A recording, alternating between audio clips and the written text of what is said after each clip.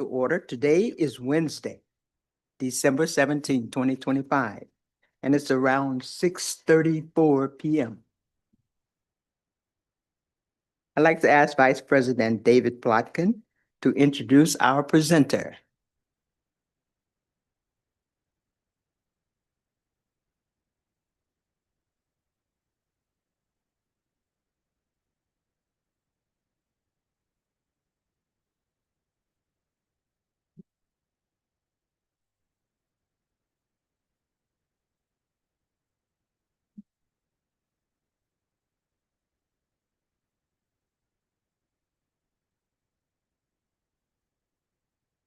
Good morning, Board.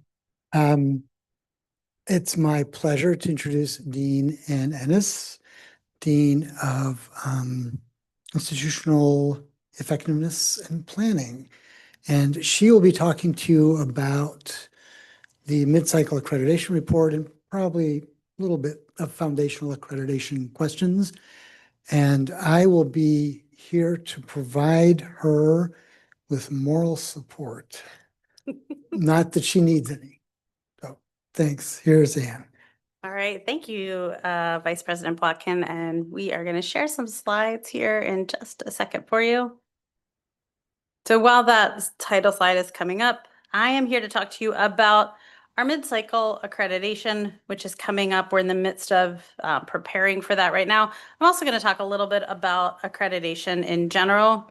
And for sort of references to why I'm here talking to you about that, part of my role as the Dean of Institutional Effectiveness and Planning is that I also serve as our accreditation liaison officer for Clackamas Community College, which means I work closely with our accreditor to keep us in line with regulations, changes as they come through the accreditor, or creative and interesting projects that we might be interested in taking on to ensure that we're staying in line and in compliance with the standards. CCC is accredited by NWCCU, which is the Northwest Commission for Colleges and Universities, and NWCCU is accredited or authorized by the Federal Department of Education. They operate NWCCU on a 7-year cycle, and we're currently in year 3 of that 7-year cycle. So I'm going to talk for just a couple of minutes, about 6 or 7 minutes. What is the mid-cycle evaluation and the report that we're in the midst of right now? I'm going to talk about some outstanding recommendations that we have from our accreditor that we are working towards resolving. I'll talk about the process of getting that report together and then give you a preview of the campus visit that will have some peer evaluators, and then we'll have a little bit of time for questions. So what is that mid-cycle report or that 3-year evaluation? It's broadly a 30-page document with an emphasis on the first standard for accreditation. There are 2 standards with subsections. In addition to that 30-page document that we are in the process of putting together, there are about 15 additional pages that address our outstanding recommendations. And this report and visit are really meant to be an informal check-in. How are we doing? The big check-in or that formal assessment we have is every 7 years. So this is a check-in in the middle. What kind of progress are we making? What kind of changes are we implementing?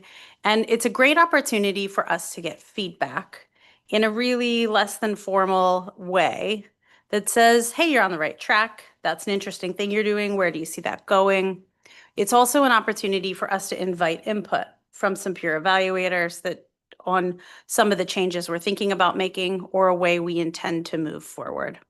So we measure progress towards our goals and get feedback on how we might move more effectively or efficiently. One of the keys to a successful mid-cycle, and really any report with your evaluator, is to be very explicit about how we define what we're doing. Assessment is a big piece of any interaction with our accreditor. So starting up front with exactly how we define that and why we're defining it the way we are, what our goals are, how we've articulated them. Those are key pieces of this report. So I want to take a minute to talk about Standard 1. As I said, Standard 1 is what we cover in the mid-cycle. There are 4 pieces here. Institutional mission, 1A, very short. Improving institutional effectiveness is part of the Standard 1B, and there are subpoints 1 through 4. Student learning is part of standard 1, which is 1C. There are 9 subpoints under that. We spend a lot of time working with 1C. And then student achievement 1D, which is subpoints 1 through 4. And then just as a quick note, there's a standard 2, but we evaluate that in year 6. So in 3 years from now, I will be here talking about standard 2 and all the progress and work we're doing on standard 2. So looking at our mid-cycle report, it's organized into 4 sections with addenda to address those recommendations. We're setting the stage with these 4 sections for our 7-year report by saying, this is what we've done in the last 3 years, and we want your feedback on how that's going or how you perceive that's going. The first section on mission fulfillment touches on standards 1B2 and 1B4. And at CCC, we define mission fulfillment as progress on our strategic priorities. So this section addresses each strategic priority individually and talks particularly about how our shared governance councils, our committees, and our work groups are measuring our progress towards those strategic priorities. Student achievement is a very robust section that looks at how we are addressing student outcomes. We look heavily at the data we're collecting here on campus. So if you think back to last month, our Director of Institutional Research, Ashley Sears, was here to talk about the data den. That has been key for us in making easily accessible the data we need to do some analysis for student achievement. The biggest section of the report is the assessment section, which hits standards 1C5, 6, and 7. And here we look at how CCC defines assessment for our program learning outcomes, as well as our general education learning outcomes, and what we're doing to use that data to get better, to push towards a continuous improvement cycle, and to say, we want our students to meet these outcomes, and then we want to learn from that assessment how we can get those students or more students meeting those outcomes, and how we can go a little further, how we can push our students' learning and pull information out of that to grow our academic strength as an institution. The section moving forward sums up those first 3 sections and talks about what our peer evaluators can expect from us in years 4, 5, and 6 as we prep for that 7-year report. The addenda comes after that, which addresses specifically our outstanding recommendations. And I want to take a moment just to review those with the board as well. Recommendation 1 comes from our fall 2024 visit. It was originally given to us in spring 23 during our evaluation of institutional effectiveness. But we had this ad hoc visit in fall 24, and there was a revision made to this recommendation based on our progress. Part of the recommendation was removed. So what remains is that we need to regularly and systematically evaluate our associate faculty, which is out of standard 2F. We've been making lots of progress on this, and the piece that we address in the addenda report is some of the limitations we're running into with tracking and being able to accurately understand when our associate faculty need to be assessed. Recommendation 2 comes out of the spring 23 evaluation of institutional effectiveness and has to do with consistently using our assessment data to make institution-wide decisions. This is a recommendation that we've been working on at CCC for quite some time. And one of the things that is, I would say, watch this space, is interesting to see is that we have some faculty members who are beginning to look for skills that we are interested in seeing cross-programmatically, and starting to talk about how they can train and norm together with faculty from other departments to really push forward an institutional-wide, in this sense, we're talking about critical thinking, but really push forward an institutional-wide effort to measure and have standard expectations of what a student from CCC who's completing a program here ought to be capable of in terms of critical thinking. So we have put all the great progress those faculty members have made into this addenda report, and we're excited to hear back from our peer evaluators, their understanding of that progress. The timeline for where we are at the moment, I'm happy to say we have just passed that green balloon, the second one in on December 15th. There's a complete draft of this report, and it was sent out on Monday to a number of groups for review. It's sitting currently with the executive team, the leadership team of our Teaching and Learning Council. In January, it will go to the full Teaching and Learning Council. It's returned to the mid-cycle steering committee for their feedback. And our assessment committee is also taking another look at the assessment section. We've also sent it to our accreditors. The particular VP that we liaise with will give us some feedback on that as well. We'll collect that feedback mid-January, and by the 31st, the intention is to have a second draft ready for review. We'll send that second draft out for last-minute input, and it's due to our accreditor on February 28th. That is also when you all should expect to receive a copy of this report as well. And I'll be available to answer any questions or talk about any sections with you that you're interested in discussing further. So that wraps up the report. We send it off to the accreditor at the end of February.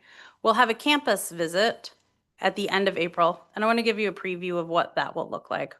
We'll have a team of 3 to 4 peer evaluators who come to campus and spend 2 days with us. They will have read that report, and they're here largely to validate what they see and then to talk to a number of folks on campus to find out additional perspective, have questions that they have generated after looking at the report, and generally understand us as a college. That visit is April 27th and 28th, and some of you will be asked to come to campus that day to speak with the accreditation or the peer evaluation team. All of the meetings over those 2 days are by invitation only, and so the ones that we would ask some of you to come to, we should have by mid-February notification of those dates, times, locations, etc. to you. In addition, the folks will be spending a lot of time with that team of peer evaluators, our executive team, our academic deans, our director of institutional research, and some select faculty who've contributed to the assessment piece of this report. There'll be some prep sessions in March and April, so if you are one of those folks who gets to speak generally about mission fulfillment to the team, I'll be talking with you in March and April to kind of help you prepare for what kind of questions they might ask you and what they might be interested in knowing your perspective on. So lastly, I would like to just point to our steering committee. As the accreditation liaison officer, I lead this steering committee, but certainly would not be this far without the help of all of these fantastic folks. They have gathered information. They have contributed paragraphs and pages of writing. They have provided much editing. And there's a great group of people on here as well who have ensured we've already reserved the rooms, the motor pool, you name it, for when folks are on campus with us in April. Not listed here, I'd also like to just call out our faculty of engineering, our dental assist faculty, and our writing faculty for their hard work on the assessment section and their willingness to be our case studies to present. This is our assessment framework, and this is how those 3 groups are applying it. So with that, if there are accreditation related questions or questions to this report, I'm happy to answer them.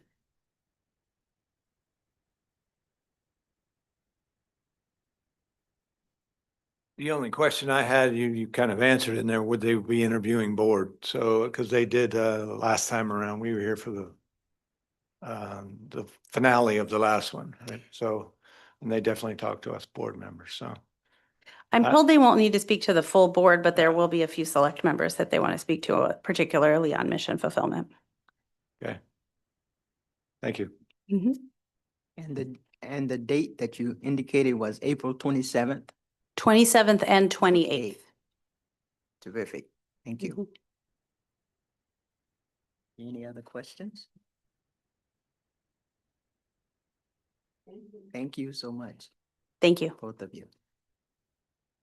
David didn't have to say anything tonight, so I didn't. She did such an amazing job that it was like, what I, thank you. He's mastered that supportive role. Notice.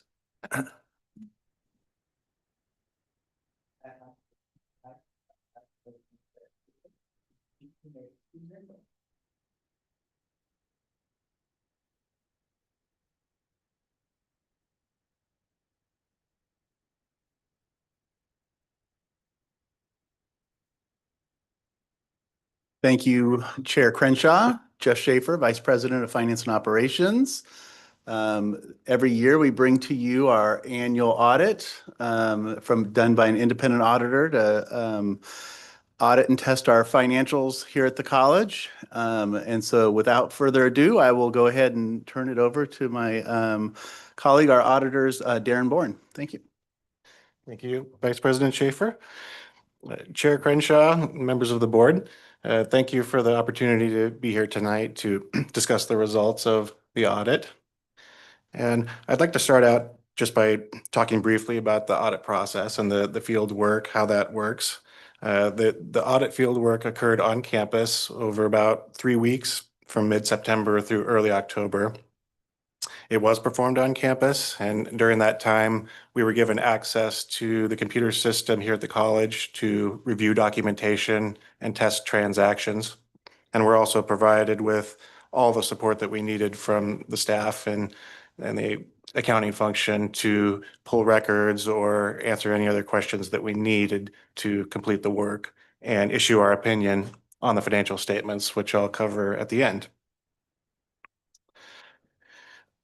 Once a year, the college goes through an exercise of creating what we call entity-wide financial statements. And those are the statements that are found in the front of the annual comprehensive financial report. Throughout the process of preparing the budget and maybe in your monthly financial reports, you're probably used to seeing information presented in various funds, such as the general fund or debt service fund. But once a year, the rules require consolidating all of that information and making other adjustments that report information on an entity-wide basis. And this is kind of similar to how a private business would present information. And I'd like to look at page 20 in the report. This is in a section called the Management's Discussion and Analysis. And it's prepared by management, first of all. But I like to look at this schedule because it shows the last 2 fiscal years side by side. And it also does something else. It splits the entity-wide financial statement information into 2 categories. Over on the far right, you'll see a couple columns labeled PERS at the top. And what they've done by separating that out is to isolate some of the highly volatile information related to PERS pension liabilities and show that separately. But more importantly, what I want to look at is the columns on the left, which are labeled exclusive of PERS. And what this is the college's financial information on an entity-wide basis, with the exception of the volatile PERS financial information. The 2025 column in the middle, I'll touch on some numbers here and maybe try to explain some of the big changes. The top line number, current assets for the year, we see $29.3 million at the end of 2025. That number is down, a decrease of about $8.1 million compared to the end of fiscal year 2024. That is primarily associated with a delay in the 4th quarter state support, community college support fund payment.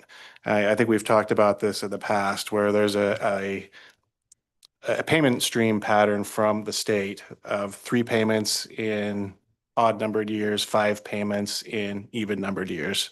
So this year, fiscal year 2024-25, only saw the receipt of 3 of the 4 payments. The 4th one was received in July. So that's the primary driver for the $8 million decrease in cash.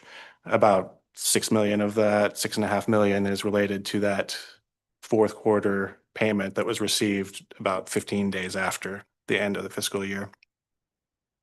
The second line down is restricted cash and investments.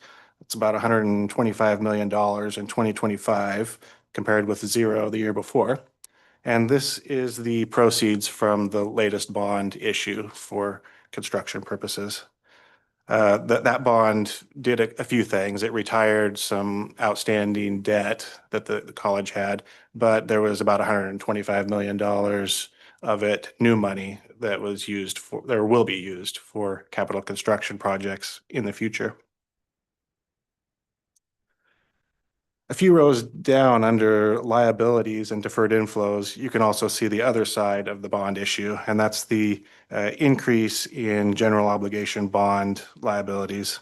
It's about $259 million at the end of 2025 for an increase of $116 million over the previous year.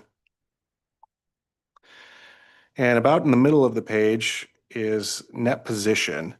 And this figure represents the difference between the assets and liabilities of the college, effectively like an equity position.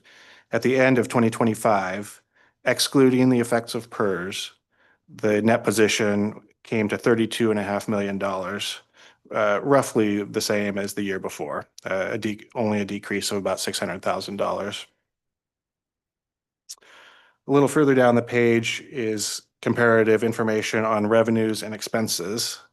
And the second number under revenues is state appropriation revenues.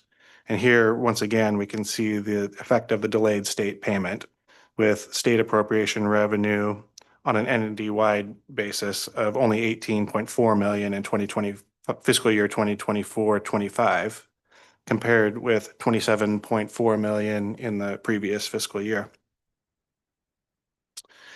Under the expense categories, many of these are comparable with the prior year. The two that increased the most were instruction expenses, which increased about $3.3 million, and financial aid, which increased about $2 million. Most of the financial aid costs are recovered by the college, either through federal financial aid or state financial aid programs.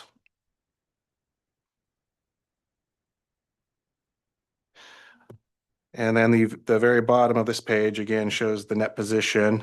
There's a little caption there that says as restated. I'll mention this just briefly, but during the year there was a new accounting guidance issued related to reporting of compensated absence liabilities. And the implementation of that new guidance resulted in a very small restatement, only about $149,000. Reporting the previous year under the new guidance is where that restatement came from. And at this time, Can I go back a minute yeah, sure. to the state appropriations? That seems a surprise to me, right? It's like a third less, right? Is that's just and is that the final numbers coming from the state? Were we expecting? No, that's the budgeted. So we budget for 4 and 4, but for accounting purposes, we actually have to do a 5 and a 3, and it's due to legislation that happened, I believe, in 2003. It's a long time ago. And that was to save the state money. They said, boy, if we could take that fourth payment that we usually make at the end of the biennium and kick it to July 15th of the next biennium, it creates a 5 and a 3.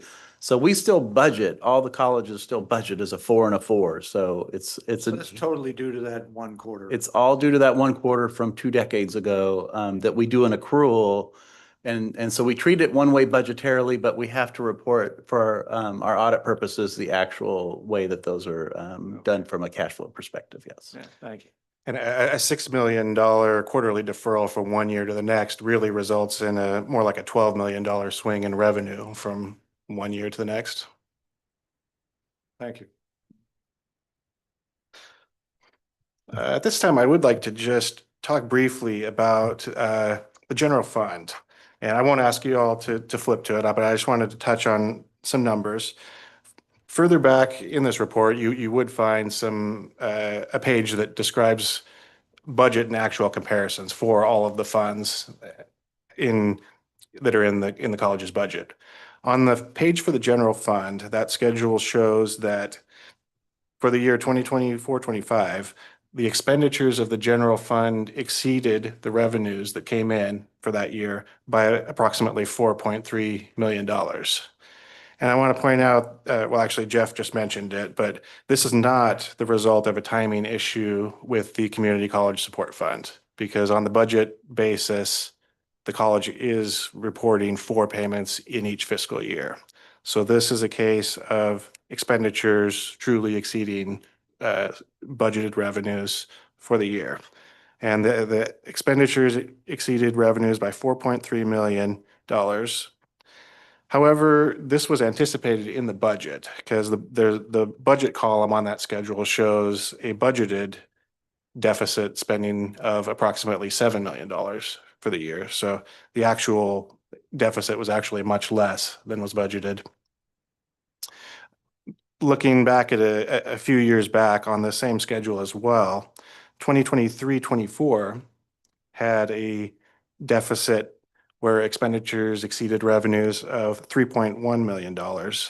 And once again, that was anticipated in the budget. The reason this is happening has a lot to do with some of the funding, federal funding that the college received in the wake of the pandemic. Money was allocated through the CARES Act to come to the college. It was recorded in the general fund in fiscal year 2021 and 22 and in fiscal year 22-23.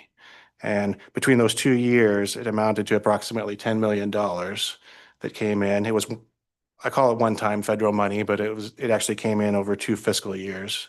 And it was intended to backfill lost revenue at colleges and other educational institutions. Now, as the college has been spending more in the general fund than it's been taking in, this is gradually chewing up the ending fund balance of the general fund. And I just looked briefly at the budget for 25-26. Even though we're only halfway through the year, I can see that the budget for 25-26 anticipates expenditures in the general fund exceeding revenues by about $4.5 million. So by the end of 25-26, much of, or if not all of the Federal CARES Act money for lost revenue will have been absorbed through the spending. And yeah, again, this is not a timing issue. This is expenditures exceeding revenues.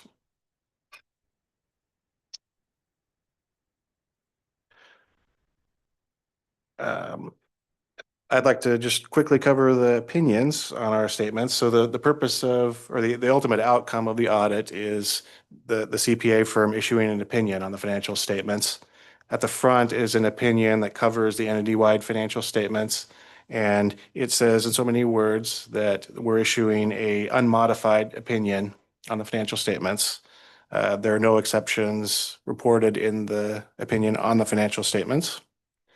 And then further in the back, we issue another report on compliance with testing for compliance with state revised statutes and other things such as investment of public funds in authorized investments and public contracting rules that are stipulated by the state.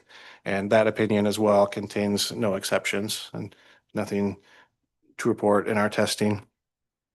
One final note is ordinarily we would be talking about a third opinion that relates to federal grant auditing. And due to the government shutdown, the guidance that is traditionally issued to auditors to tell us what to look at in doing federal grant audits, that guidance was not available in time to prior to the issuance of the financial statements. So those final few pages are not in this report, and we will be issuing those as a separate document after the first of the year. But I've done quite a bit of testing in that area already, but I still need to review the final audit guidance to see if any additional testing will be required before we issue it. But I do anticipate issuing the grant audit in early January. As I recall, unmodified is high praise in auditor terms, is it not? It is as high And the as, highest it is praise. the highest praise. Yes, it is. Okay. Thank you. With that, I would be happy to answer any questions.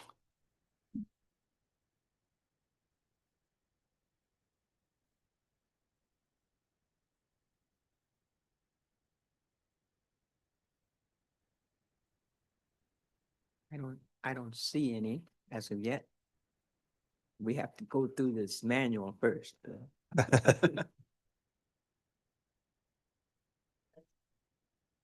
All right. Thank you. Thank you, Darren, for coming again. And I just also want to thank the team, Christy Owen, Dean Christy Owen, and the audit team, Jill Johnston, Elizabeth Cole, Sheila Bach. They worked really hard to put all this work together and prep to make sure we're doing good for this audit. So I wanted to thank them. All right, thank you. Thank you. Well, appreciate your time. Thank you very much.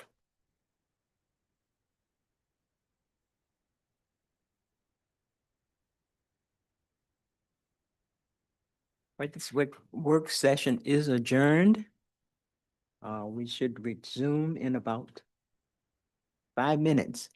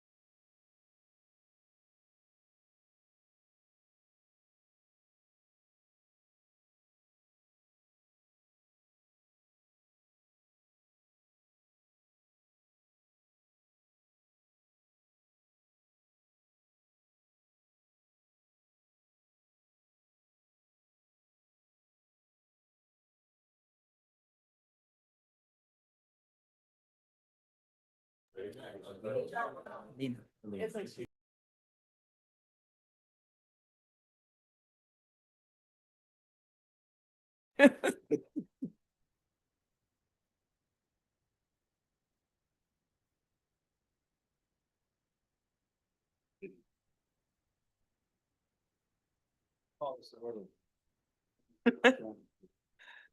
Today is Wednesday. I'd like to call our meeting to order. Today is Wednesday, December 17th, 2025. It's around 7:10 p.m. Katie, please call the roll. Yes, thank you, Chair. Position number 7, representing Canby and Malala, Irene Konev. Here. Position number 6, representing Estacada and Colton, Jane Reed. Here. Position number 5, representing West Lynn and Wilsonville, Ryan Ingersoll. Here. Position number 3, representing Gladstone and Johnson City, Wade Hathorn. Here. Position number 2, representing Clackamas and Happy Valley, Rob Wheeler. Here. We have someone new joining us this evening in position number 1. And then position number 4, representing Oregon City, we have our chair, Josephine Jo Crenshaw. Here.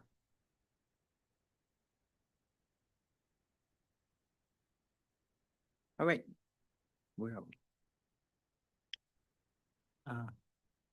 Jane, please read the labor and land acknowledgements. CCC land acknowledgement. We acknowledge that the Clackamas County Community College campuses reside on the traditional homelands of the Clackamas, Cascades, and Tumwater bands of the Chinooks, as well as the Tualatin and Pudding River bands of the Kalapuya and the Northern Malala people. They lived and prospered by maintaining strong cultural ties to the land and through wise management of resources. As signers of the Willamette Valley Treaty of 1855, they were removed from their homelands to the Grand Ronde Indian Reservation, where they became members of the Confederated Tribes of Grand Ronde. Please join us in taking this opportunity to thank and honor the original caretakers of this land, their lives, and their descendants that live on as tribal members today, still carrying on the traditions and cultures of their ancestors.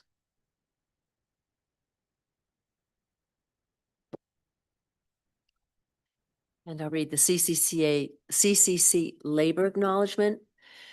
We acknowledge that the foundation and wealth of the United States was built upon the forced labor of enslaved African people, involuntary and trafficked indigenous labor, and the often exploited labor of immigrant, domestic, and farm workers. Their vital contributions and resilience in spite of violence, terror tactics, and bloodshed are integral to understanding our nation's past, present, and hope of what's to come.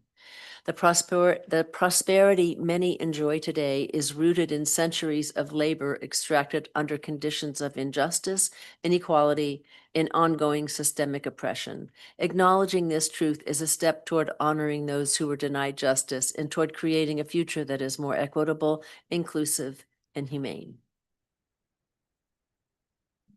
Thank you, Jane. Yes. The Clackamas Community College Board of Education welcomes community members to attend board meetings.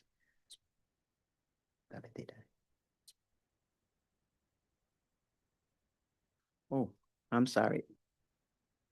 Let's back up a minute. I would like to let the board and audience know that we will be taking an item on tonight's agenda out of order. The student choral performance will be immediately following the oath of office of our new board member. Also, we will be rescheduling the presentation of Clackamas Volunteers in Medicine to a future meeting. Now to the public comment. The Clackamas Community College Board of Education welcomes community members to attend board meetings to become acquainted with the programs and operations of the college district. Members of the public are encouraged to share their comments with the board during the agenda as it's labeled. Public comments. Comments from the audience at any other time during the meeting, except for the agenda item, public comments, will be declared out of order. Please keep your comments to 3 minutes or less. Katie, do we have any? We do not. Thank you, Chair. Thank you. Recognition of our former CCC board member, Kathy Heising. We'd like to take a couple of minutes to honor the work of former CCC board director, Kathy Heising. As many of you are aware, Kathy resigned from her position on the CCC Board of Education. Shoo. At the September board meeting after serving since 2023. Kathy has been a dedicated member, and we can't say enough to thank her for her years of volunteerism. She has been a great asset to the board and will surely be missed. Now I will open the floor if there are any board members that might want to say anything to Kathy. Otherwise, I will turn it over to Tim for his presentation. As a reminder, it will be on the public record. I would like to put on the public record how we will miss your thoughtfulness and your articulate approach to all the issues that came before us on the board, especially when you were chair, and that was so appreciated. And thank you for that. And I know you're going to continue your advocacy for the college and the work that you're doing now outside in the world. And so thank you, Kathy, for being part of this wonderful group. Thanks, Jane. Yeah, Kathy, this board has enjoyed, a number of really great participants over the many years, but you're certainly one of the ones that, shines brightly. I mean, when board members do and can make a change to an institution, it's rare, but, when you came onto this board, you stepped right in to be the chair. You took a leadership role when you didn't have to. You could have sat in the back of it, but you didn't. And, I found that really refreshing. But more importantly, this board, benefited from that leadership that you provided as part of that process. So, I think that the word thank you isn't enough. When people step forward in their own personal time to do this, we get paid a lot of money to do this job, right? So, which is zero, by the way, on public record. To be clear. Tim is helping handing out hundreds after the meeting, right? And we get dinner, right? But for folks like yourselves to step forward and provide the kind of input and leadership that you showed, I just really wanted to say thank you from all of us, but really from the institution as a whole, to speak on, my behalf. And I think I speak loudly for the rest of this board as well, too. Thank you. I just want to echo everything you said, and we'll miss you, but we'll still keep tapping you for different things to help us with. Thank you so much. Thank you, Ivy. Rob? Yeah, miss seeing you. Good to see you again. And I want to, I've said it before, I'll say it again about, taking on that chair role in your first year due to the reluctance of the rest of us wanting to take it on with more experience on this board anyway. And I really appreciated that about you. Took that on right away without hesitating, and I always appreciated that about you. And we'll continue to miss you. I'm bummed I only got to work with you for one board meeting, but it was a memorable board meeting as we worked through the Cougar Pond. So just appreciative for the work that you've done for the college and for the board, and fortunate to have met you and worked with you a little bit. So thank you. Thank you, Kathy. I will miss you. And I know you decided to go because I came on the board. You didn't want to train me. That's all right. We will miss you, and I hope and I know that I will see you around here to help us out. Thank you so much. Thank you, Joe. Tim? Well, thank you. I mean, I think the board said it pretty clearly. You came and you stepped right in and took on a leadership role. I will certainly miss just having the conversations with you where we could talk through issues, and you were always really available and just really a good thought partner. Different times when we're trying to work through some pretty challenging stuff. So I'm also very happy to know that you're still just a phone call away, and that you're still an advocate for Clackamas community colleges and community colleges in general. So on behalf of the board, on behalf of the college, we do have a plaque to give you in commemorating this. There is one other gift, and as I like to say to my kids when I don't get those on time, it's stuck in customs somewhere, but we'll get that to you as soon as that one comes in. But right now, we wanted to get you this plaque and just thank you for all your service.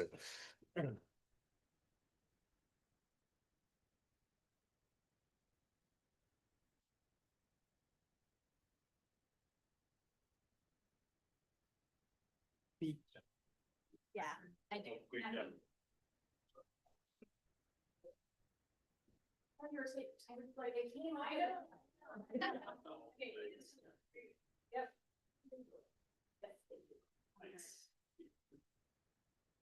I free to go now? I mean, I'll just say that I really appreciate the education that you all provided to me and the opportunity to learn and make hard decisions and make easy decisions with you all. It's been a wonderful experience, and I think that you all are going to do some really hard and really good work on behalf of a lot of students in the years to come as we continue to navigate tricky waters. But Tim is right. My phone number has not changed. I'm still just a phone call away. I am still going to be an advocate for Clackamas Community College and community colleges as a whole. And I look forward to seeing you all out in the community. Thanks. Thank you so much. Cassie.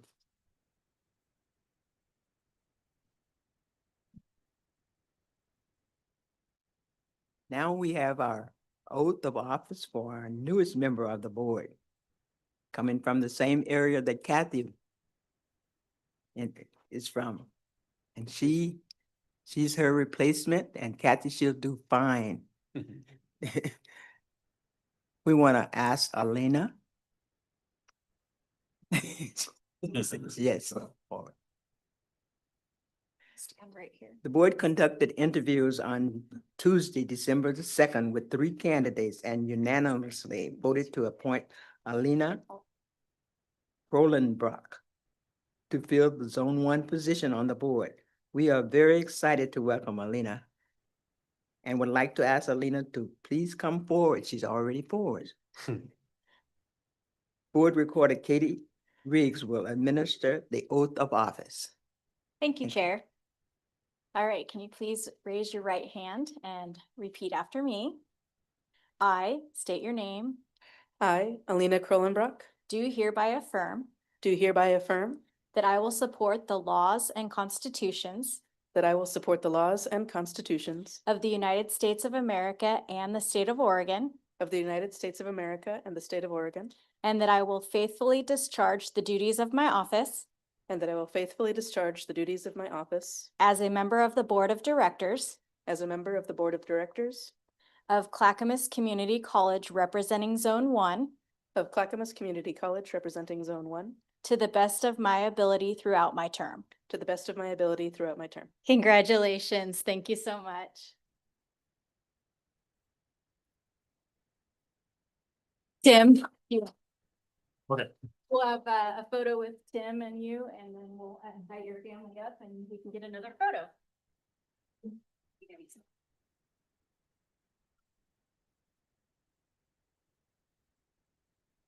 Yep.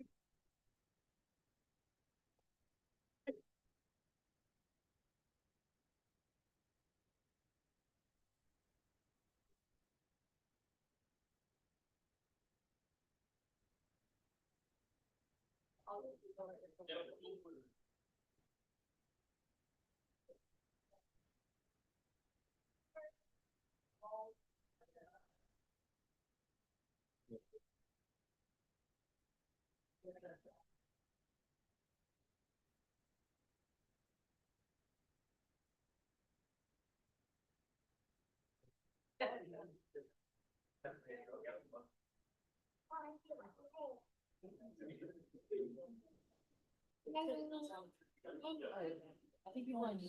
Okay. All right, get to come join us. Can you make sure you're not? You need more than movies. Yes, Alina, welcome. You get a chance to sit beside the boss. Gotta be good your first night.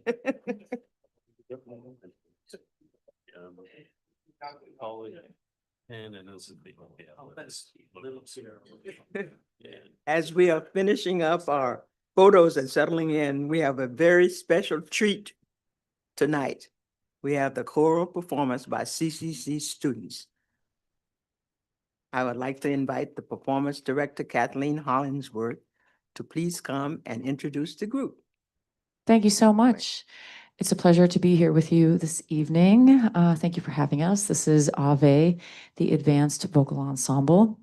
And we're going to present a few pieces to you this evening. What's special about this music, of course, is if you don't know, this group is traveling to the Baltics in the end of June. And so we're going to do a piece from Latvia by a Latvian composer. And it's called Puti Puti, and it's about the word kaladu, which is about, in their language, the whole celebration of the holiday season, from the feasts and the winter and the weather and all of the things that go along with this type of season. So, and also I will just probably say this at least once or twice, that if you want to make a donation to our trip, the foundation has set up this beautiful fund. It's a tax-deductible donation. And if you'd like to support us in going, we would happily and very gratefully appreciate your support. So without further ado, please give it up for the Advanced Vocal Ensemble.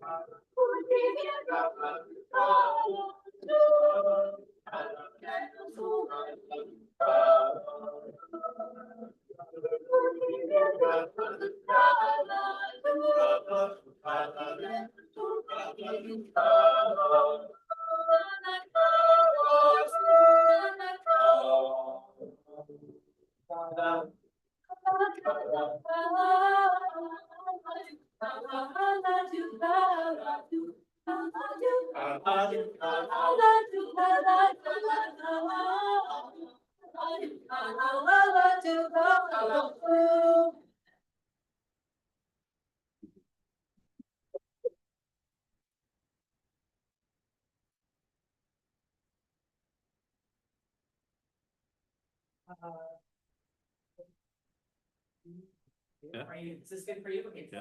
Great. So this next piece, I'll share, of course, everybody's. There. Anybody familiar?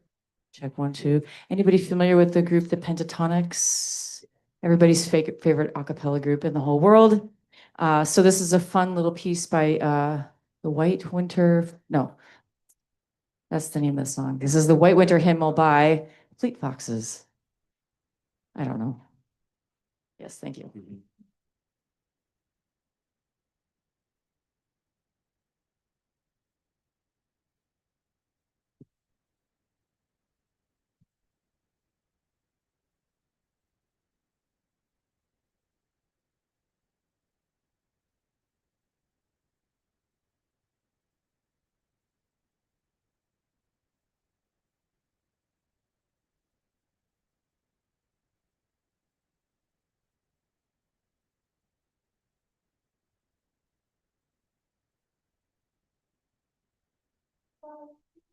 I was following the I was following the I was following the I was following the I was following the I was following the following the pack, all following their coast. Scarves of heads held round their coast, keep their little heads falling in the snow. And I turn round and there you go. Oh, Michael, you are home. I know my story and the strawberries in the summertime.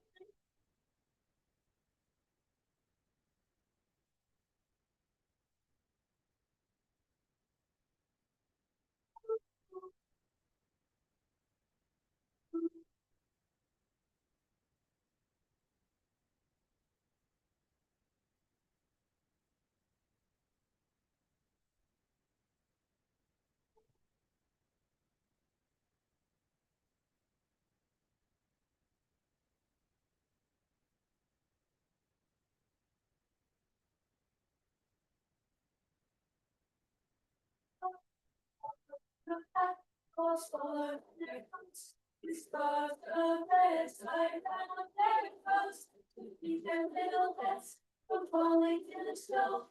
And I turn round and there you go. And I play your call and turn out my snow and strawberries in the sun.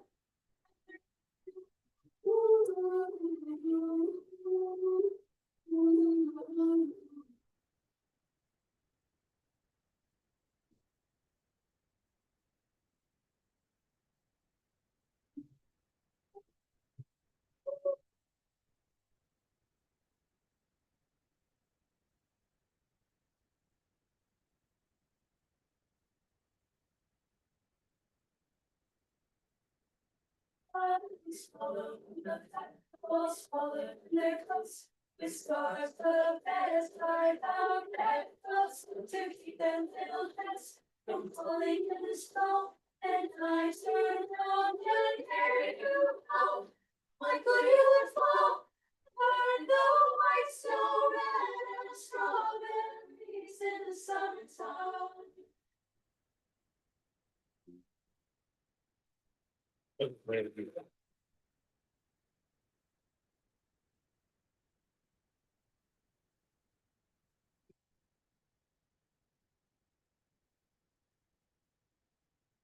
We'd like to leave you with one last piece. This is a Celtic blessing prayer. This is called Deep Peace, and it's a beautiful arrangement that we'd like to leave you with for a hopefully safe, peaceful, joyful holiday season. Thank you so much for your support. We really do appreciate you, so thank you. So this is Deep Peace.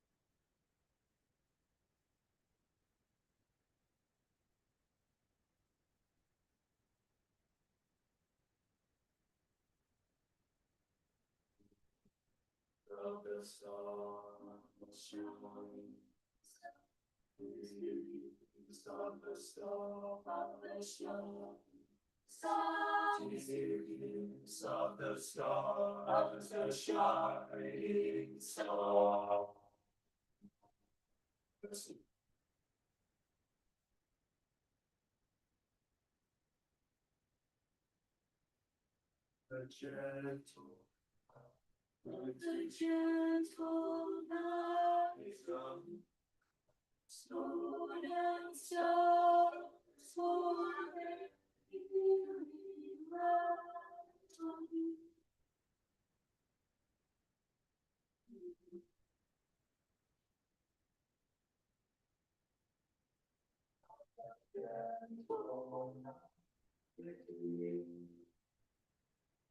May the moon be so.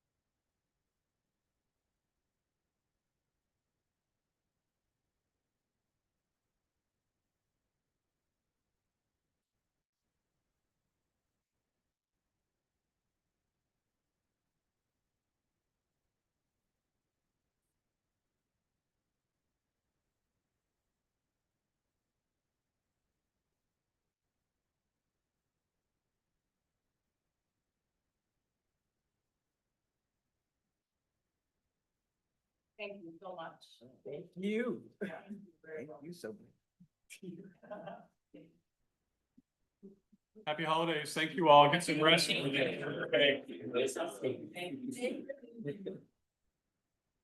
So when are you leaving? The last week of June. Oh, so you won't be there. Terrific. Yes. Cool. Yes. Thank you. Thanks.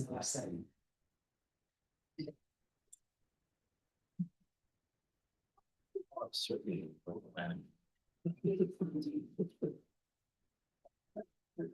Yeah.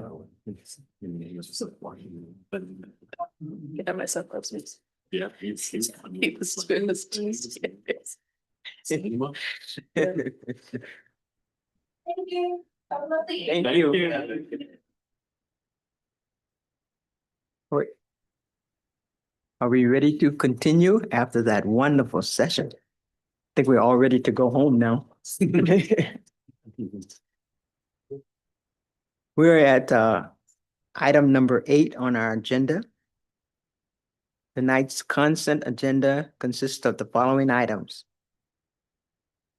Approval of 1A minutes, executive work and regular session, 11/19/2025. And 1B minutes of special session, 12/2/2025. We have acceptance of our monthly financial reports, item 2A, item 2B, personnel report, and item 2C, the bond update. Does anyone wish to pull anything from the consent agenda for discussion?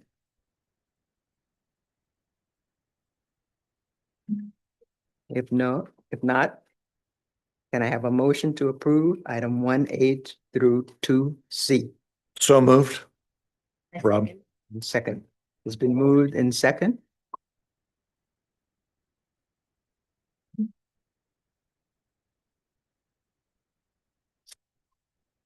Any new business? You have to ask for. Oh, I'm sorry. Don't forget that all important vote. We have a motion and a second to approve the consent agenda, 1A through 2C. We will vote by acclamation. All of those in favor say aye. Aye. Those opposed say no. Are there any abstentions? The motion passes. New business we have tonight are budget principles. the first read that we have under the board, 2026 to 27 budget principles. I'd like to invite Vice President Schaefer, who's already here, to come forward and present this item. Thank you. Once again, Jeff Schaefer, Vice President of Finance and Operations. Here to present our first read of the budget principles. They should be in your packet. Generally, we provide the same budget principles as the prior year and allow you an opportunity to weigh in and having discussion or feedback on those or any changes you would like to see for the upcoming year. This year's principles did add an additional bullet on there for some initiatives that the college has seen in the last prior year, which is moving our shared governance initiative forward along with our Cougar Pause. So what you will see in that board packet was the initial recommendation that we add a principle there to include the Cougar Pause and our shared governance into these budget principles for this year's budget process. So with that, I'll take any questions or feedback. This is our first read, and there will be no vote tonight. Yeah, we can make comment though, right? We can make comment. Yes. I have a couple. One's pretty insignificant, but for item number 2, it says increases in expenditures for new initiatives. Does it need to say, I mean, I'll just put this on the table, right? Increases or just expenditures for new initiatives, right? So as an alternative. Yeah, we could review that. Yeah. And the other one is, I hadn't, I don't think I've taken an opportunity to take a look at bullet number 3, which talks about affordability and actually put it under the Cougar Pause lens, right? So when we talk about things like district median income, does it really apply? Does it really apply to the types of people that we are trying to target that affordability piece to? So I think we could do some work in there potentially on that particular item to make it more reflective of what we're attempting to try to do. Just saying. I agree. There could be two sides to that. Yeah. We aren't as poor of a district as some of our peer colleges. So, so there's two ways that you can see that lens, right? Yeah. It was also interesting though to see some of the data we saw at the last meeting about who the majority of our students are, or a large portion of them are, right? Mhm. And so when we talk about affordability, when we look at that and as to who they are, that word can mean something very different than it might mean to me, for instance, right? Mhm. So just a couple of thoughts. I just had one comment, kind of maybe in the same line of that, but as I was skimming this, I was looking at the differences. Are there differences between these priorities? And then you get to the last bullet point and like, that's the new one. And sort of on the same line of that, I wonder in the order, if like the utilization of the Cougar Pause could be presented first, because it's this whole idea that this is the lens that maybe we use in the process that we're using throughout this whole thing. Might just sort of elevate that, especially since that's something that's come out new that we've all kind of been engaged with. That was my comment. Yeah, it's a great idea.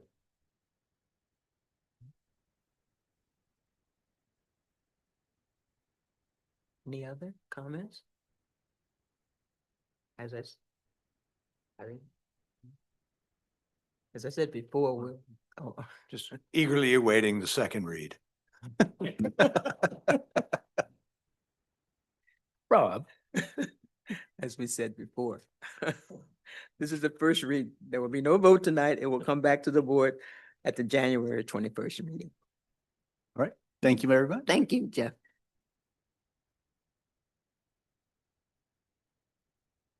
As mentioned earlier, the Clackamas Volunteer in Medicine presentation will be rescheduled for a future meeting. We have any association representative here tonight? Anybody online? Oh. Jennifer's online, but yeah, we're on break, so several, like the students and the faculty are off. So I think, yeah, Jennifer's here. Skip to these the last. She's the last one down.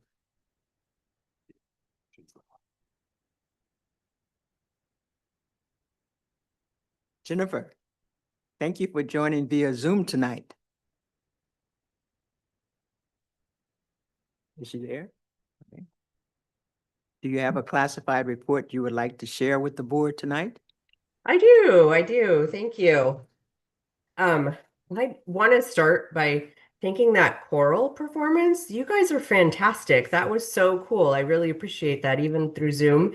And also, just want to thank Kathy Heisey for her work and welcome our new board member, Alina Krallenbrock. We look forward to working with you. So this past week at Academy Awards, we got to award so many amazing classified employees for their contribution to the college. And I wanted to use my time here to thank everyone who was nominated for their awesome work and everyone who took the time to nominate a colleague, because I know a lot of us who are here in the room and who are going to watch on YouTube, we're not there. So I'm going to take the time to do that. As classified employees, many of us spend our time working behind the scenes. So for those of us who do that, it is especially great to know that that we are seen and recognized and appreciated by our peers. So for those of us working front and center with students, and those of us keeping the lights working and keeping the classrooms clean and the trees trimmed and the labs supplied, it's really great for, the Academy Awards is a great opportunity for us to know that we are being recognized by our coworkers. This year, although they're not strictly speaking part of my bargaining unit, they are classified employees through and through. We had 7 part-time or grant-funded employees nominated for Success Maker Awards. And those people were Anissa Rinders, Cody Partridge, Crystal Cadillo, Malin Smith, Sarah Bidwell, Shanna Shecker, and Veronica Manderjano. And we awarded Malin Smith the Success Maker Award this year for their amazing work as the Harmony Resource Coordinator. We also had an awesome, and I don't know if this is record breaking, but 20 full-time classified employees nominated for Success Maker Awards this year. They were Adrian Skritzmeyer, Angela Weiss, Orion Rakich, Ashley Town, Ashley Hodgkinson, Aubrey Balquill, Brad Kirshner, Christina Shepard, Delbert Doley, D.W. Wood, Felicia Arce, Gloria Castaneda, James Logan, Loretta Mills, Melissa Dio, Michael Fisher, and Mickey McMurray, and Seth Allums, Tom Brown, and Christina Franco Evans. We awarded Adrian Skritzmeyer the Success Maker Award for full-time classified for her incredible work as the Enrollment and Student Services Coordinator at Wilsonville. We also awarded 3 classified members the Classified Ace in the Hole Award for outstanding service to the institution, the students, and/or the association. And the recipients of these awards were Melissa Dio, Jennifer Jett, and Melissa Padron. Lastly, every year, we award one person the Coop Award for exceptional service to the institution, the students, and/or the association. And this year we had 3 nominees for this award: Melissa Dio, Loretta Mills, and Dean Walsh. The amazing Loretta Mills, who is retiring this year, we're sad to say, but happy for her, was the recipient of this award. So I wanted to take this time just to mention all of the names of these very deserving nominees, because these decisions about who to award were really tough. It's always hard to decide, like, who's the best person to award for this, because everybody's great. Everyone does critical and fantastic work and are extremely valuable assets to the college, as well as bring great colleagues to all of us. And I can't pass up an opportunity to publicly recognize my classified colleagues for the work they are doing, whether they were nominated, a nominator, or neither. They are all fantastic people who are doing amazing work for the college. So that is all I have to report tonight. Thank you. Thank you, Jennifer. That's all you have, did you say? Sure, yes. I think I used my 3 minutes. I'm only kidding. Thank you so much. Have a great holiday. Thank you, you too.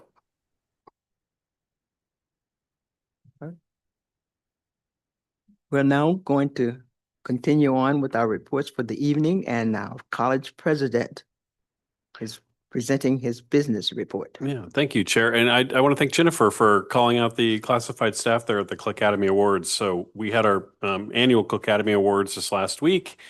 And it's such a great time really to honor employees across the college, and such a wonderful time of year. And so, yeah, thank you for sharing those names. So we have, outstanding faculty, outstanding associate faculty, and associate faculty, and classified, and administrators as well. And so we got to recognize all those. So thank you for sharing the associate. And I did want to name, we do an outstanding team as well. We collectively choose a team. And this year was a little bit unusual. It was sort of I guess I'd call an ad hoc team, for lack of a better term. it's called the Immigrant Resource Group, and it's a large group that came across from all across the campus. It's really working to address the situation that's impacting our students here that are immigrants and around ICE, and really making sure that we're doing all we can to support those students. And so it was really nice to recognize those employees in that group for all the work they've been doing. They've been meeting quite a bit just to make sure that we continue to maintain a safe campus where people feel like they belong. So I wanted the board to know that they were recognized as well. And then, we do our annual holiday video premiere at the Academy Awards because, that's what you do. And this year, if you want to see it, we can send you the link. It's on YouTube, on our YouTube channel. It was the Clackamas vacation video. So it's a lot of fun. If you want to take a look at that, we'll send you the link. We will end the quarter, it looks like right around 3.25% up in student FTE, reimbursable FTE for the quarter, which is consistent with colleges pretty much across the state. We'd all been trending right around 2 or 3%. So it's not as much as we had been seeing, as I said last year, when we were looking at 9 and more, but still up. So happy about that. We'll see what winter does. It's trending up right now, but it's still a little bit early to tell with that. Couple more things. If you probably didn't see this coming in, but if you come in off the Beaver Creek exit, with our bond, you can see that there is work happening in our athletic fields. Basically, you'll see big piles of mud, is what you're going to see at this point. They're taking out dirt out of the softball field to get to a certain level so they can start putting in gravel, and then leveling out the baseball field as well, and really doing some great work. So that's exciting to see. And then this past Monday night, we had our first bond fair. And this was an opportunity for minority, women-owned, veteran businesses, local businesses to come in, and contractors to learn about how our bond works and how they can get involved. And so we had a number of presentations from folks from our office architecture company, from Tarkhead, who's doing actually our athletic fields, from Jeff and Dean Ron Prince back there. Casey actually helped organize this, Casey Layton from our LEAP office. And it was great. It was really nice to see. We had not a huge number, but a number of small contractors from the local area that came in and learned, were asking questions about how they can get involved throughout this. So, I'm not sure what the plan is. If we're going to do another one of those next year, how that's going to look. Interestingly enough, OPB actually came and recorded the whole thing. So I expect an article to come out in OPB pretty soon, just talking about that, because they were interested in this work as well. So big shout out to Casey, because she worked with Winaha Group to really make that happen. And as we said, we are officially on the winter break, and we'll pick back up after the start of the year. So it's a little quiet around here, but that's my report. Unless there's any questions for me. Small one. Mhm. The FTE student, we budgeted for 5%. We have correct? budgeted for 5. Mhm. Okay. And we'll see as we get closer to that. But I think we'll meet that based on summer and the rest. But we're watching that, of course. So. Okay, good. Mhm, mhm. Jane, did you have a question? Anyone else? The newest board member, do you have a question? I know. To hear a little bit of out of order public comment from my son in the Yeah. beginnings of the meeting. No, we just start them out really early, that's all. If there are no other reports, then we're going to go to the board operations. And I'm going to report this to the public. And the public, please note that the board has conducted the president's performance evaluation and executive session, and would like to have our board members read and share the overview of the public statement. The public statement will be published with the agenda packet. We're going to start with Wade. We'll read the first paragraph, and we'll go through there from each one of our board members. So we still have a president. Man, you blew my line. I'm sorry. Golly. That's the only thing I had to say. No, we're proud to read the president's evaluation in this public statement. The Clackamas Community College Board of Directors, also known as the board, conducts a performance evaluation of the president annually between October and December. Last year, the board agreed upon a revised evaluation tool designed to create a more focused review of the president's performance in a variety of key organizational aspects, from leadership to student success. We are committed to developing an evaluation tool that both provides clearly defined metrics for success tied to CCC's strategic plan and integrates input from the broader college community. This communication is a summary of the findings from the current review process that included feedback from board member and President Cook's own self-evaluation. The board concludes that President Cook's performance over the last year has exceeded expectations, and he has made substantial progress on the board's priority focus areas. He served as a contributor in increasing the enrollment with the college's strategic enrollment management plan. The goal was to reach 5,800 FTE, which was met and continues to increase. The board unanimously supports President Cook's advocacy for the institution's strategic DEI priorities and its objective to create a welcoming and inclusive learning environment open to the entire community. The board acknowledges President Cook's continued work in building relationships with elected officials, stakeholders, and organizations at all levels, increasing the vision of a community hub.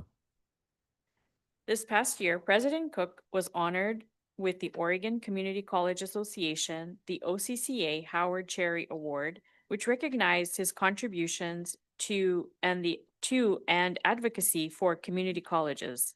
Last summer, President Cook ran to each of Oregon's 17 community colleges in an awareness and fundraising campaign, an example of his selfless dedication to the mission of community colleges and their role in improving the quality of life in communities throughout Oregon. The board would like to recognize President Cook for his leadership in attracting high-quality faculty and staff, raising the prominence and capability of key educational and service units.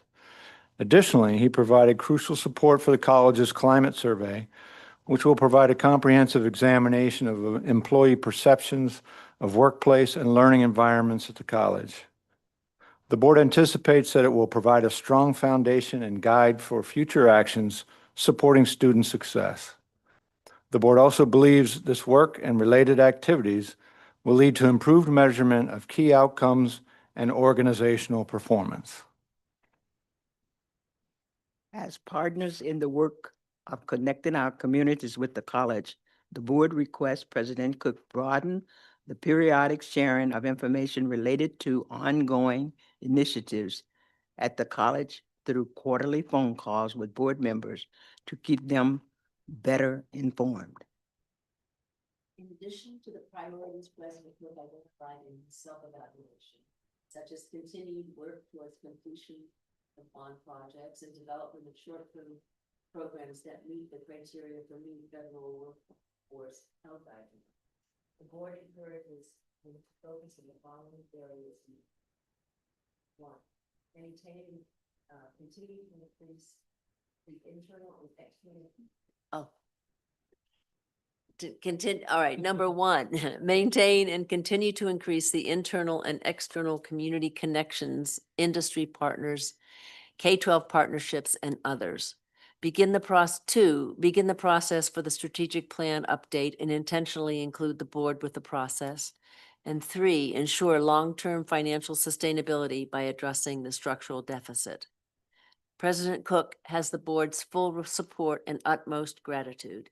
He is an innovative community college leader at the local, state, and national levels. We are grateful to be working with him to meet the challenges of the future.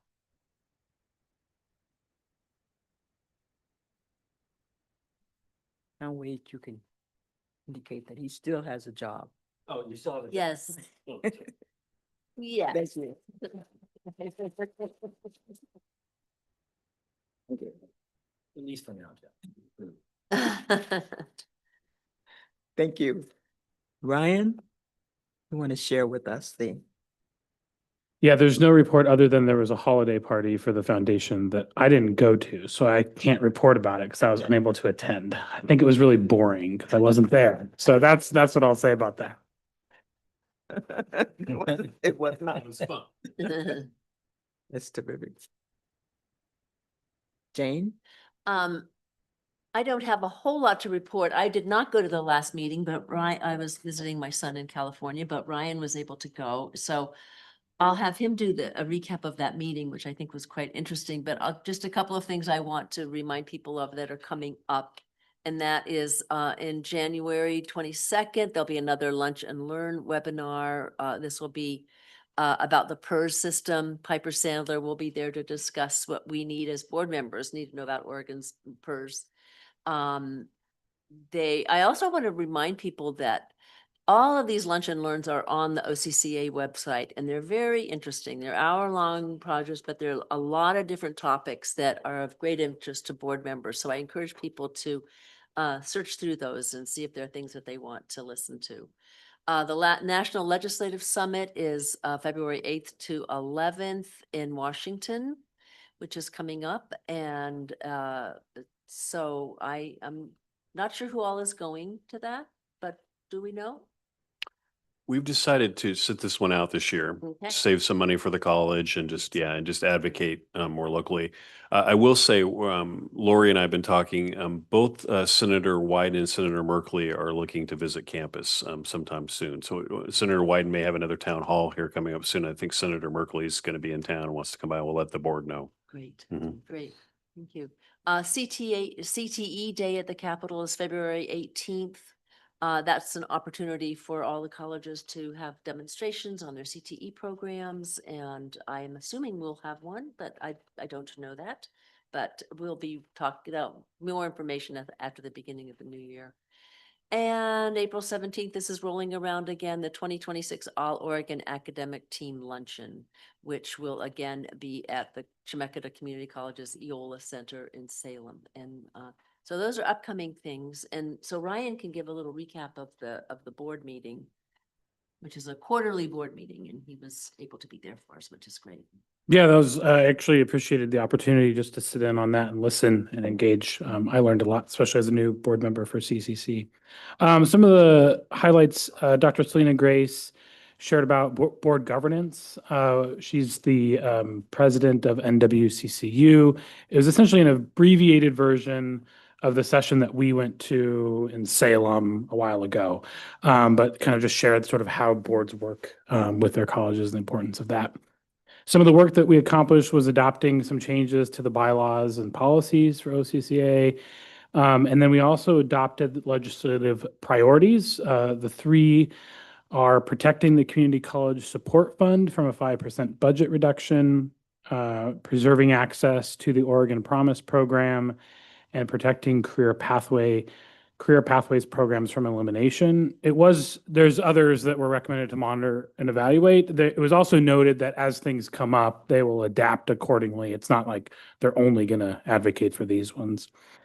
There was some conversation around the OCCA conference, which was my first time attending, but my understanding was a new location, a new format. Encouragement to fill out the survey. I think it's still open for this, so they get feedback as they think about future ones. And then what I thought was particularly fascinating and good conversation was Dustin Bueller is a special counselor for the Office of Attorney General in Oregon. He came and shared about some of the things that office has been working on and how they're responding to federal pieces, as they come up, and also sort of being strategic in some of the things that they're not responding to and kind of waiting for things to go through the court system. So I really appreciated that conversation, but those were the highlights I walked away with. Terrific. Thank you. Irene? Well, I guess I could talk about other college engagement. So board chair and I went to the Oregon Business Plan Summit earlier this month, and I never felt more like my mission here on the college board was more in line than what the needs are. It was a lot of information that was kind of hard to hear because, you know, the topic was at a crossroads and it basically talked about where we are and where we've been and like the choices we have to make. And what really struck me was the innovation part and the opportunities part. The one presenter that I feel like was the most powerful was Agility Robotics right here in Salem. And they talked about how they don't have the talent here in Oregon to lead such innovation and that they need a startup hub and a lot more opportunity. And I know that AI is such a big topic right now, but this summit was basically it, you know, the impression I was left with is that no matter what, we're still human. We've had so much innovation, and the most important thing we can do is to continue to educate our people to step into these new roles. And we're probably going to hit a lot of innovation, but as long as we keep teaching ethics and how to be good humans, that the future is exciting and bright. So, and I got to enjoy the day with our chair. Thank you, Irene. That was good. We got a chance to hear the governor and the the federal representatives, Wyden and Merkley were both there. It was very interesting because we got a chance to hear about the future. We are talking about now, but we need to look toward the future. And what are we going to do to keep our students, get our students ready? There should be no reason why we can't have students ready for that program that they're working on. I mean, we got a smart bunch around here, and that's what both Irene and I talked about. What do you mean you don't have students capable here? So our goal and our focus is on preparing our students and making them ready and keeping them ready to be ready for those things that come ahead. And that's all I have for the evening. Are there any other comments? Well, legislative summit, breakfast was amazing. Thank you. Oh, yes. Coordinated so beautifully. Thank you, Laurie. It was well Yes. done. I just didn't get enough to eat. You problem. Any other comments? Thank you all. And Alina? Well, I don't think I can let the week go by without, you know, at least recognizing some events in the world, which, you know, I think are really important. As we look to protect our own students and our own communities, essentially, right? You know, the mass shooting in Australia at Bondi Beach that was directed, what appears to be directed at the Jewish community at the start of Hanukkah. And then, of course, the shooting on Brown University, right? Just brought it all home to, you know, I used to, in my former life, be a professor and knew what safety meant when you were on a university campus. And when you were inside there, it was a different world, and the world was very different and safe inside. And I can't imagine what those Brown University students are feeling today. So our hearts go out to all those folks and those folks who lost folks in Australia, as well as the two students that died at Brown University and others who were injured, right? You know, this is the time of year that we think about our own families and our own safety, and I'm thinking about them.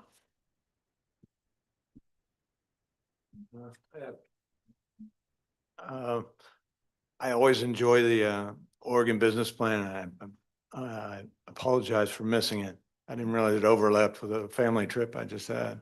And the legislative session I always enjoy also. So I would have liked to talk to whoever of you that attended and hear more about it, because I usually enjoy those things. It's a great way to build relationships with them and let them know what our issues are and see where their support lands with us as well. We'll be able to get together with you and sort of share with you what we felt was very important. Got a chance to meet a finance manager from the state, and I said, and he's in Salem, so we're going to talk about how he can give some credit to the community colleges in the sense of keeping us in mind when they are developing these plans. I assume he wasn't full of good news. No. Okay. Absolutely not. But it was a good session. And Lena, I just want to say welcome to the board. You'll be chair next time.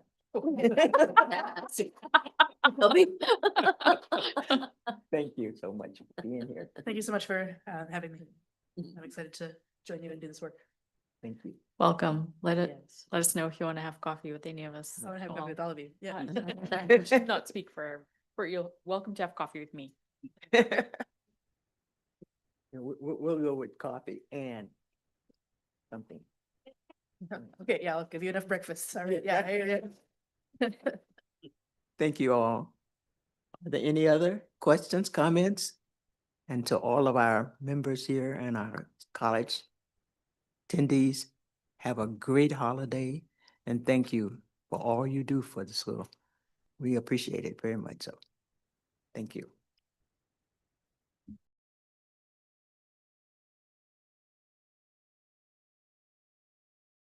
We'll see you next year.